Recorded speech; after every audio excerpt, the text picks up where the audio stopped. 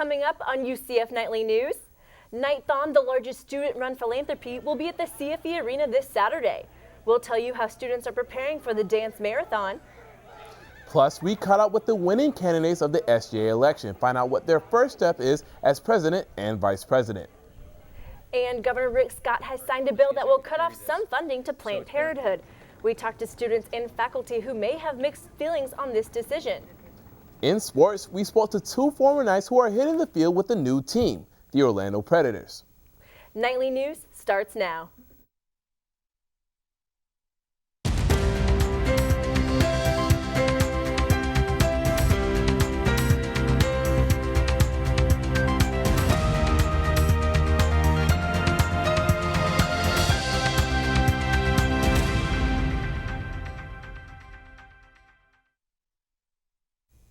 Good afternoon and welcome to Nightly News. I'm Joshua Thicklin. And I'm Victoria Pasillo. Today is Friday, April 1st, 2016.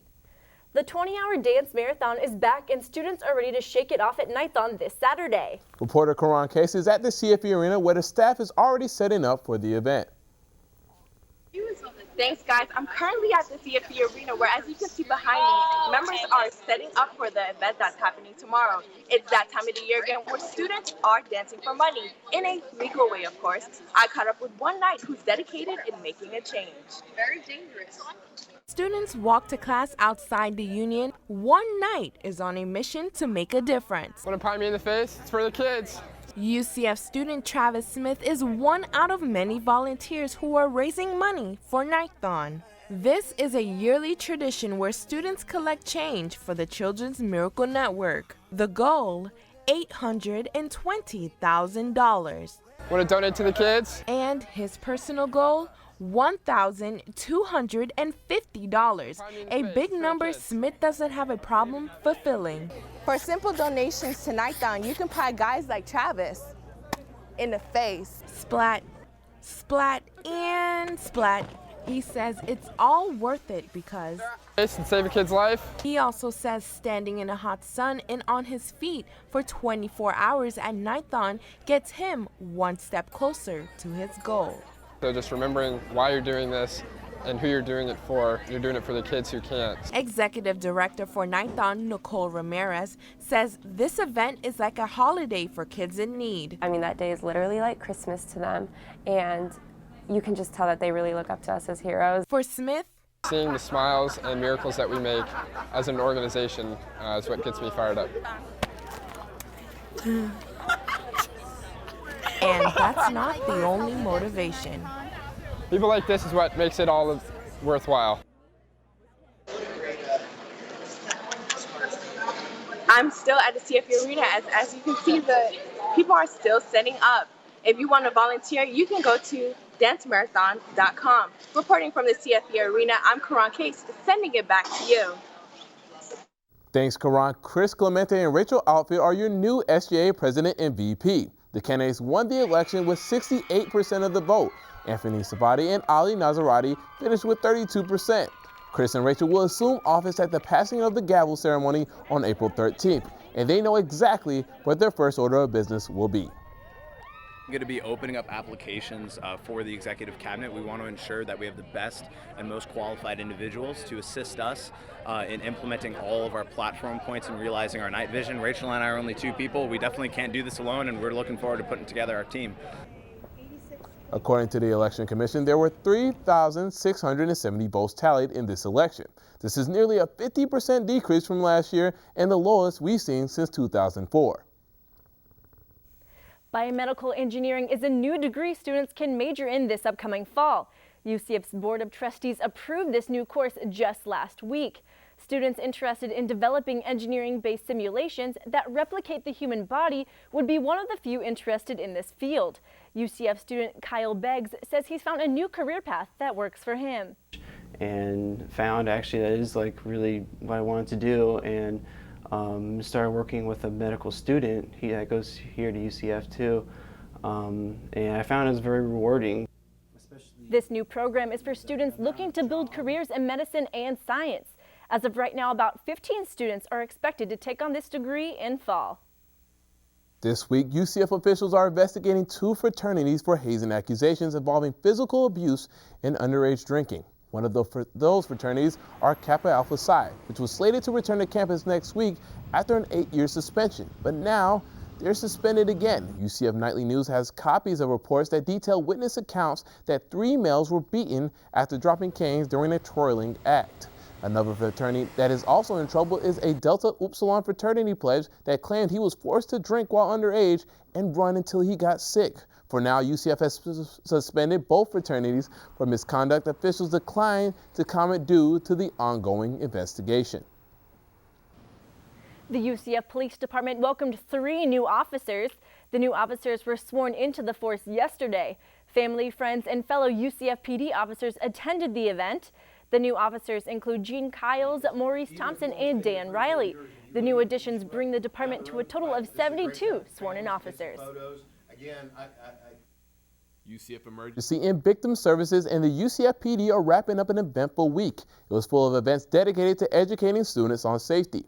This week, students learned how to react to dangerous situations on campus through demonstrations and hands-on experiences. Officer Peter Stevens says although the week came to an end, the importance of safety on campus continues. During the fall, our Victim Services Division will have a large tabling session with all types of information for students as well. So it's an ongoing process with the university, not just a one-time event. Officer Stevens says students should keep their eyes peeled for other events that could help them in the future. Planned Parenthood and other clinics to provide abortion services will no longer receive funds from taxpayers. Governor Rick Scott signed the bill last week, and some students and faculty have mixed feelings. Nightly News found out how this will affect students. The bill that Governor Scott signed is drawing mixed reactions. Daniel Dupuy, president for Students for Life at UCF, is one student who approves of the bill. You know, like even with the Hyde Amendment saying that abortion won't get any of our money through taxes. Even if you give money for somebody for a specific purpose, they could shift money around and still pay for abortion. Jennifer Sandoval, an assistant professor at the Nicholson School of Communication, does research on culture and gender and does not agree with the bill. Already, no government money goes towards any services that actually are abortion related, and what this would ultimately do is limit women's access to reproductive health care that's preventative. According to Planned Parenthood's website, abortions make up only 3% of their services.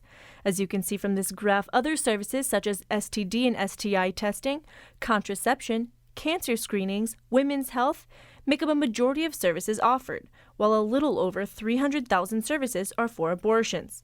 Sandoval also says this bill could potentially affect students in a negative way. Both male and female students who rely on Planned Parenthood centers to access, again, their basic reproductive care, birth control, STI screenings, it could really affect whether there are those centers available for them to use. With these changes, it may alter the options people once had. Although the bill was signed to be a law last week, the changes do not come into effect until July 1st. Coming up next, paintball tickets are being sold here at UCF on campus, but they're not welcome. That's right. After the break, we'll tell you why. Plus, reporter Troy Kless is live from the Rosen campus. That's right, guys. I'm live here at the Rosen campus. Coming up after the break, I'll tell you where this hospitality school ranks among the world's best.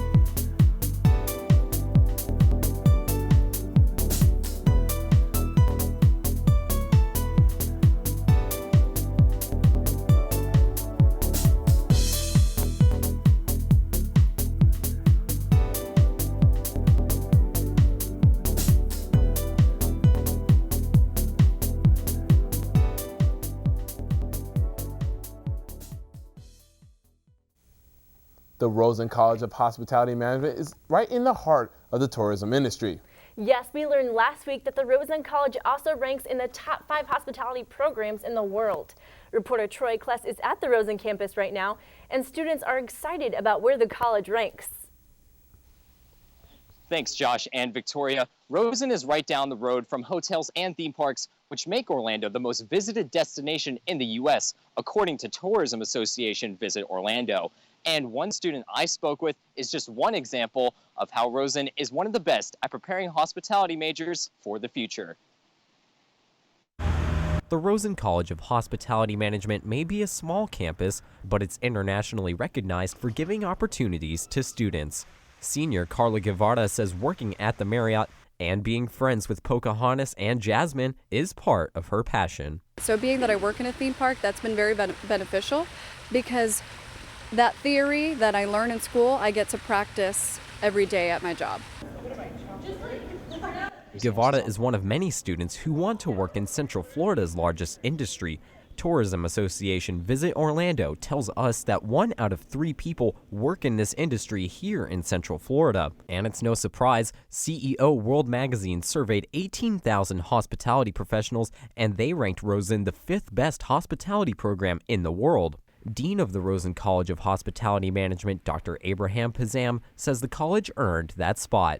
But we also, because of our location, have tremendous opportunities for our students to experience the best hospitality enterprises throughout the world. And Guevara plans to be a hotel executive, but she thinks Rosen prepared her for any position. I want to be a transformational leader and a positive role model.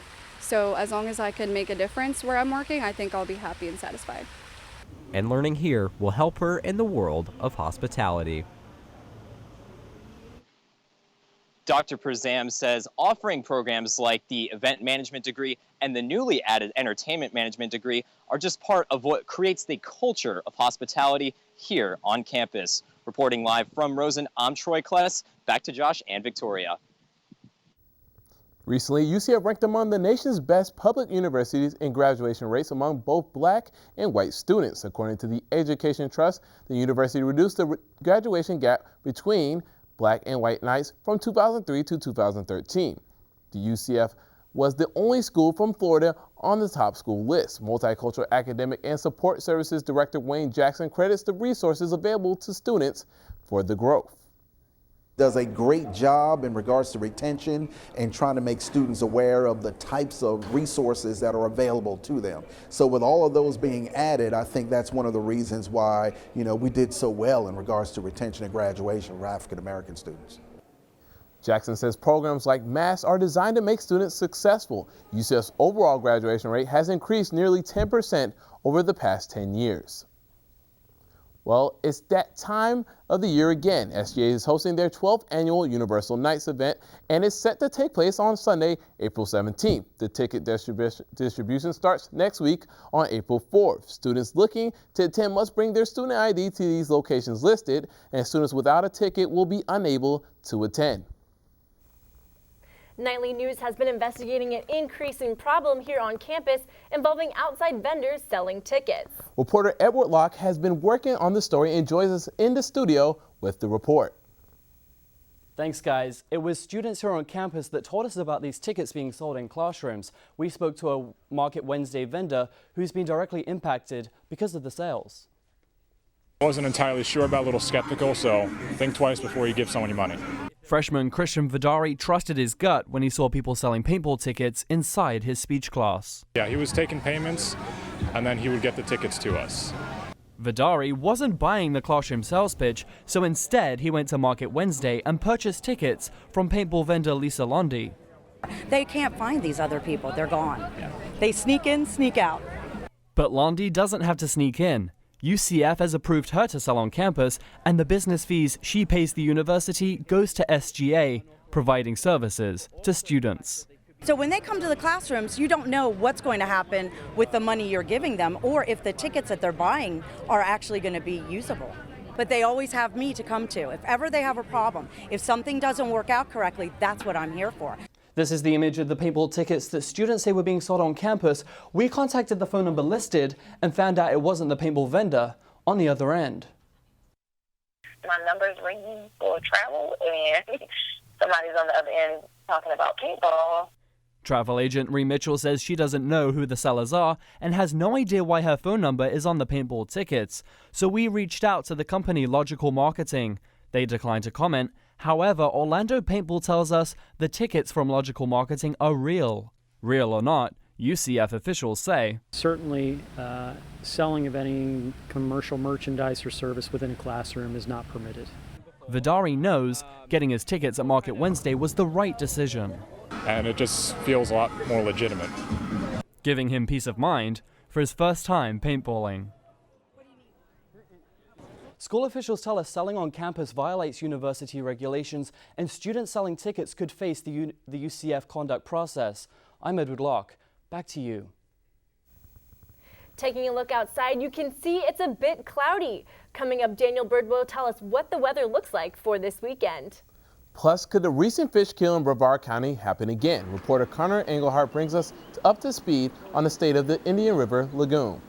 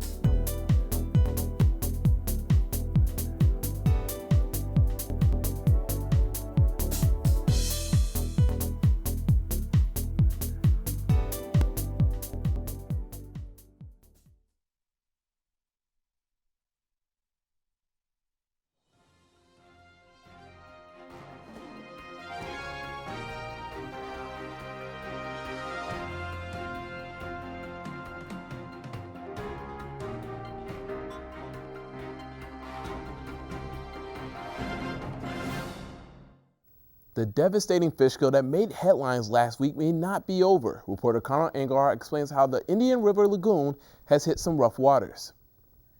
That triggered a massive fish kill in the Indian River Lagoon could still do some damage. Brevard County Natural Resources biologist Terry Williamson says around 65,000 pounds of dead fish have already been cleaned up and more kills are possible.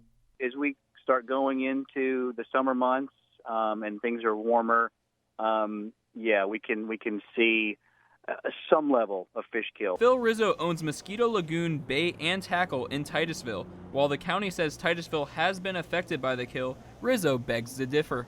The Titusville fishing is great right now. The guides are doing well. The beach is spectacular, and the redfish and the trout and the black drum are plentiful. Even though he may not agree with the county, Rizzo does believe the river has seen better days. This estuary has deteriorated. I mean, there is buildup of silt. This used to be all flat bottom. You could wade anywhere along the river. And Williamson says it's going to take a group effort in order to help the lagoon. It's going to take an effort on all our parts, and it's going to be something we all are going to have to contribute and help with.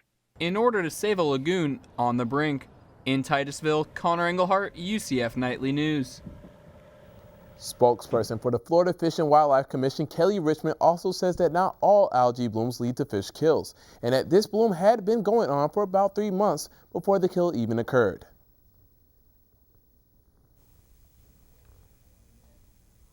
We now go to Daniel Bird, who's outside the Nicholson School of Communication. Now, Daniel, how's the weather looking out there? Guys, it is hot out here right now. Currently 87 degrees on campus, and the humidity not really helping us out either. That's at 52%. We do catch a little bit of a break with the breeze coming out of the south at 15 miles per hour here or there. And hey, no rain in the forecast today to start our weekend off, so we got that going for us. Moving on to the national weather map right now, we're going to look at the East Coast. We have a low pressure system moving all the way up the eastern seaboard right now. And in Alabama and Georgia, a flash flood possibility right now, along with a possibility for severe thunderstorms. So if you're in that area, you might want to stay inside today. Bringing it back to the state of Florida, we're going to look at the rain chances right now. And hey, it's pretty dry right now. 15% chance in Tallahassee, and that's it. Everywhere else across the state, we have 0. So this is the day. If you want to get outside after classes, whatever, go ahead and get out today. Now, going to the temperatures in Florida, 77 degrees in Tallahassee, that's the low. We have 84 in Jacksonville currently, 87 here in Orlando, and that's the high across the state right now, and 85 in Tampa and Miami respectively. Moving on to the 5-day forecast here, we have a high of 82 on Saturday, a low of 62 that same day, 60% chance of rain. That's the highest chance of rain in the forecast in this 5 days here. Sunday, a high of 79, low of 57, 20% chance of rain. Same thing on Monday, high of 79, low 57, but we have no rain in the forecast. No rain again on Tuesday, and hey, 77 is the high on Wednesday. That's all we have for weather here. Back to you guys at the desk. Coming up in sports, we'll tell you how 2 Knights have found their way back home. Well, plus Orlando City is gearing up for a game against the Portland Timbers this weekend. We'll be back next.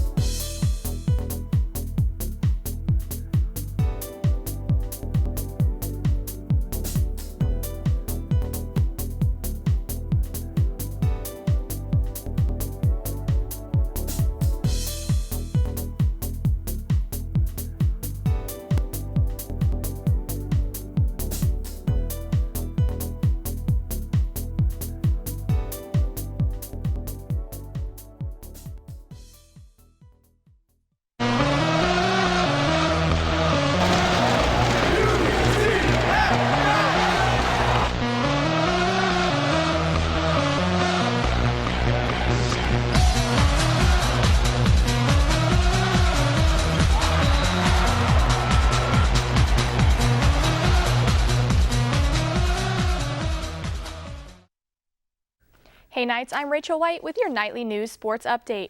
The Orlando Predators season kicks off today and 2 former Knights are new to the team.